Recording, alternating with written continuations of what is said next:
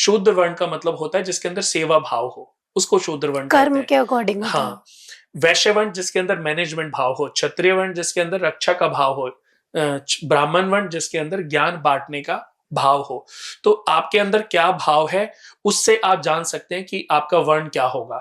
और आपकी कुंडली में आपका आपका क्या वर्ण है, इससे ये पता चलता है कि आप किस वर्ण में पैदा हुई हैं। ये तो लिखा भी होता है कुंडली में हाँ, सबकी, जब बनाई जाती है।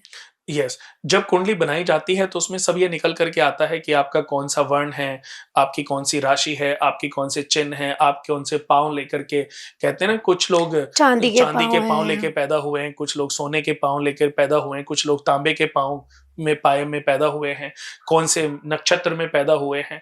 तो ये सब जन्म कुंडली के माध्यम से हमें पता चल जाता है। और धीरे धीरे इसकी तरफ इतना आकर्षित, कहते हैं जब हम किसी चीज, किसी भी व्यक्ति को कोई बात बताते हैं और उसको उसका फायदा हो, तो हम उसकी तरफ और ज्यादा अट्रैक्ट होते चले जाते हैं। तो ज्योतिष की तरफ अट्रैक्ट होने का ये भी एक विशेष कारण है। देखा जाए तो आज 25 साल मुझे हो गए इस लाइन में, पर शुरू के 10 साल मेरा ये मेरी स्टडी शौक थी। था। सीख रहा था, मैं समझ रहा था कि ये काम करती भी है कि नहीं। क्योंकि ऐसा नहीं है कि आज बताया चीज फायदा हो गया तो आपका विश्वास हो गया, आप बार बार प्रैक्टिकल करते रहते हो। और मैं बता दूं कि जब शुरू के जो 10 साल थे, तब मैंने बहुत बड़े बड़े लोगों की कुंडलियों को स्टडी करना आरंभ कर दिया था। तो उसके बाद जब 10 साल के बाद, करीबन देखा जाए 5 से लेकर के 10 के बीच में, मेरा बिजनेस बहुत ज्यादा नहीं था। मैं बहुत ज्यादा, मेरे पास कंसल्टेंसी नहीं थी, लोग मेरे पास नहीं आते थे, कम थे।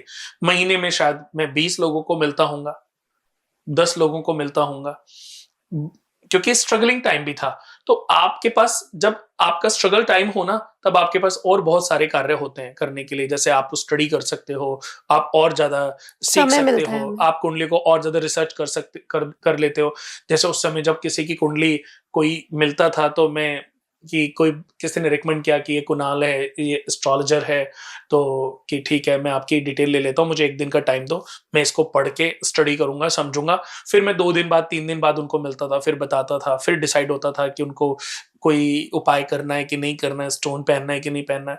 वो करते थे नहीं करते थे, वो बात की चीजें हो गई, लेकिन 1-1, 2-2 दिन लगते थे कुंडली को स्टडी करने में। अब पिछले 20 सालों का एक्सपीरियंस है कि आज अगर मैं आपकी बर्थ डिटेल्स लूं, तो मुझे सिर्फ 5 मिनट लगेंगे आपके क्वेश्चन का जवाब देने में।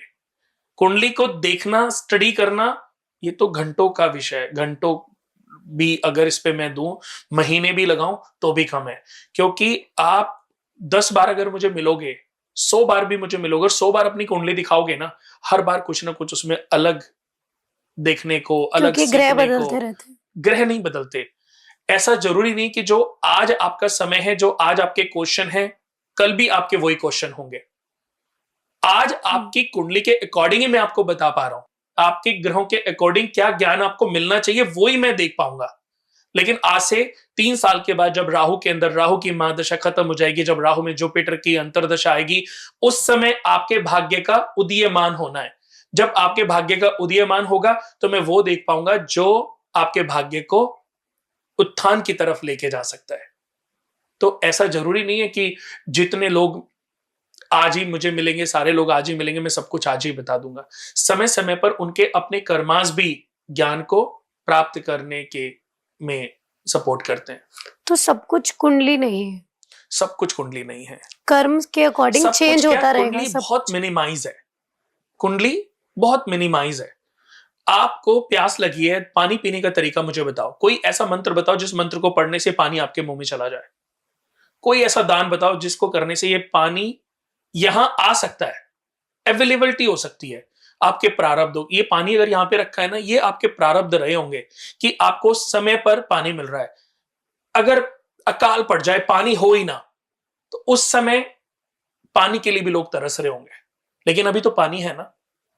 बट इसकी अवेलेबिलिटी होना, ये आपके प्रारब्धों से लिखा जा चुका था कि आप जब ये पॉडकास्ट करोगे तो आपके सामने एक बोतल होगी और एक ग्लास में पानी होगा। लेकिन इसको पीने के लिए आपको कर्म करना पड़ेगा, आपको ग्लास को उठाना पड़ेगा, अपने मुंह तक पहुंचाना पड़ेगा। तो आदमी के जब तक कर्म नहीं करेगा, तब तक उसके भाग्य का जन्म नहीं हो सकता, उसके भाग्य का उदीयमान नहीं हो सकता।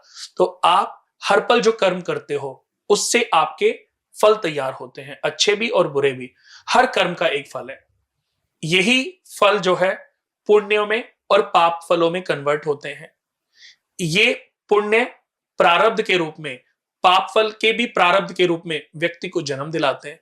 एक ही समय पे दो बच्चे जन्म लेते हैं, एक राजा के घर में, एक भिखारी के घर में। कुंडली तो एक ही है, बट जर्नी देखो अलग अलग हो गई, जन्म अलग अलग जगह हो गया। प्रारब्ध की वजह से। एक राजा के घर में पैदा हुआ, एक भिखारी के घर में पैदा हुआ, क्योंकि उनके प्रारब्ध में लिखा जा चुका था।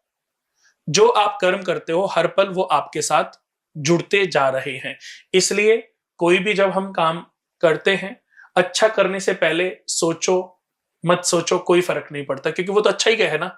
किसी को कुछ दान कर रहे हो, किसी को कुछ केयर कर रहे हो, किसी को कुछ खिला पिला रहे हो, किसी को कुछ भी आप काम आ रहे हो। लेकिन जब बुरा करते हो ना, तो 10 बार सोचना चाहिए।